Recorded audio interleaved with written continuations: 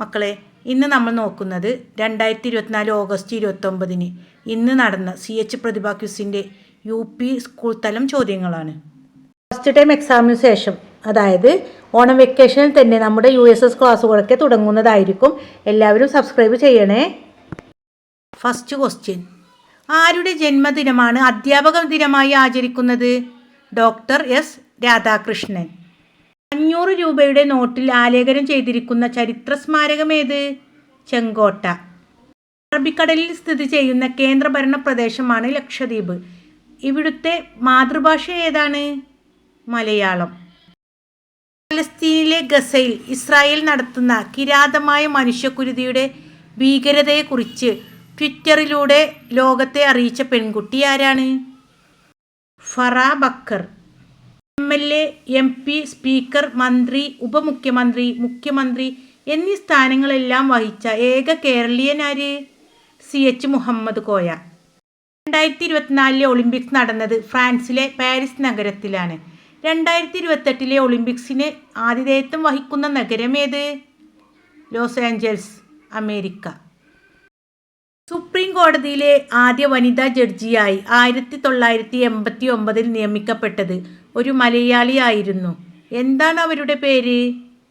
Justice Fathima Beevi. കേരളത്തിൽ ഇതുവരെ 6 പേർക്ക് ജ്ഞാനപീഠ പുരസ്കാരം ലഭിച്ചിട്ടുണ്ട്. ആർക്കാണ് അവസാനമായി ജ്ഞാനപീഠ പുരസ്കാരം ലഭിച്ചത്? അക്കിത്തം അച്യുതൻ നമ്പൂതിരി. കേരളത്തിലെ ആദ്യത്തെ വിദ്യാഭ്യാസ മന്ത്രി ജോസഫ് മുണ്ടശ്ശേരിയാണ്.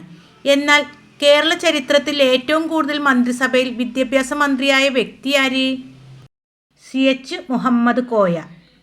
പൃഥ്വിരാജിന് മികച്ച നടൻ പുരസ്കാരം ലഭിച്ചത് ആടുജീവിതം എന്ന സിനിമയിലെ അഭിനയത്തിനാണ്. ആടുജീവിതം എന്ന നോവൽ രചിച്ച സാഹിത്യകാരൻ ആര്? ബെന്യാമിൻ.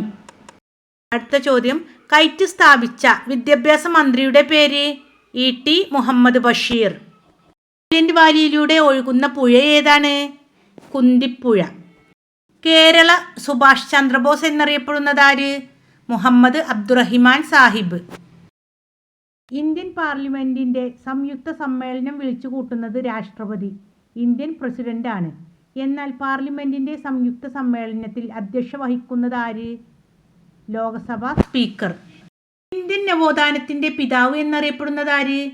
രാജാറാം മോഹൻ റോയ്. 1924 നടന്ന വൈക്കം സത്യാഗ്രഹത്തിന് നേതൃത്വം നൽകിയതാര്? TK മാധവൻ. നെല്ലിക്കയിൽ അടങ്ങിയിരിക്കുന്ന ഒരു വിറ്റാമിനായ ആസിഡ് ഏത്? Ascorbic acid. ദേശീയ ബഹിരാകാശ ദിനം എന്ന്? ആഗസ്റ്റ് 23. 19ാമത്തെ ക്വസ്റ്റ്യന് 0, 1, 2, 3, 5 4 കേട്ടോ എന്നീ അക്കങ്ങൾ ആവർത്തിക്കാതെ ഉപയോഗിച്ച് 6ന്റെ ഗുണിതങ്ങളായ എത്ര സംഖ്യകൾ ഉണ്ടാക്കാം? ആൻസർ 0. 0 കൊണ്ട് ഒന്നും ഗുണിക്കാൻ പറ്റില്ല, ഒക്കെ 0 ആൻസർ. അടുത്തടുത്ത 2 അഭാജ്യ സംഖ്യകളുടെ തുകയുടെ പകുതി 30 ആണെങ്കിൽ ഇതിലെ ആദ്യ അഭാജ്യ സംഖ്യ ഏത്?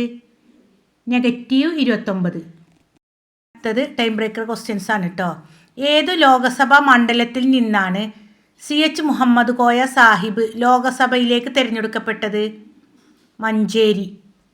പാരീസ് ഒളിമ്പിക്സിൽ പങ്കെടുത്ത സ്പോർട്സ് താരങ്ങൾ ഒരു നദിയിലൂടെ സഞ്ചരിച്ചാണ് കായിക വേദിയിലെത്തിയത്. പാരീസ് നഗരത്തിലൂടെ ഒഴുകുന്ന ഈ നദിയുടെ പേരെന്താണ്? സെൻ നദി. കലണ്ടറിൽ വ്യത്യസ്ത തരത്തിലുള്ള വർഷങ്ങളും അവയിലെ മാസങ്ങളും ശ്രദ്ധിച്ചിട്ടുണ്ടല്ലോ. ഇപ്പോൾ ക്രിസ്തു വർഷം 2024, ഹിജ്റ വർഷം 1446, എങ്കിൽ കൊല്ലവർഷം എത്രയാണ്? 1200. ഈയിടെ 91ാം പിറന്നാൾ ആഘോഷിച്ച പ്രശസ്തമായ സാഹിത്യകാരൻ്റെ 9 കഥകളുടെ ചലച്ചിത്ര ആവിഷ്കാരമാണ് മനോരഥങ്ങൾ. ആരാണ് ആ സാഹിത്യകാരൻ? MT വാസുദേവൻ നായർ. മക്കളെ, നമ്മുടെ ചാനലിൽ പുതിയ സിലബസ് 5-7 ക്ലാസ്സുകളിലെ സയൻസ്, സോഷ്യൽ, ഹിന്ദി എന്നീ വിഷയങ്ങളൊക്കെ നൽകുന്നുണ്ട്. കൂടാതെ എല്ലാ ദിനാചരണ ക്വിസ് വീഡിയോകളും കറണ്ട് അഫയേഴ്സ് ഭാഗങ്ങളും ഫസ്റ്റ് ടൈം എക്സാമിന് ശേഷം LSS USS ക്ലാസ്സുകളൊക്കെ നൽകുന്നതായിരിക്കും. എല്ലാവരും സബ്സ്ക്രൈബ് ചെയ്യണേ. നമ്മുടെ വാട്സപ്പ് ചാനലിൻ്റെ ലിങ്ക് ഡിസ്ക്രിപ്ഷൻ ബോക്സ് നൽകുന്നുണ്ട് കേട്ടോ. ജനറൽ നോളജിൻ്റെ ലിങ്കാണ്. ഇനി USS ക്ലാസ്സിനുള്ള ലിങ്ക് വേറെ തരും. അതിലെല്ലാവരും ജോയിൻ ചെയ്യണം. വെക്കേഷനിൽ നമുക്ക് തുടങ്ങണം. ഇൻഷാ അല്ലാഹ് എല്ലാവരും നന്നായിട്ട് പഠിക്കണം കേട്ടോ. എല്ലാവർക്കും നിങ്ങൾ ഷെയർ ചെയ്യണേ. ഇനി സബ്സ്ക്രൈബ് ചെയ്യാതെ കാണുന്നവരുണ്ടെങ്കിൽ ഒന്ന് സബ്സ്ക്രൈബ് ചെയ്യണേ.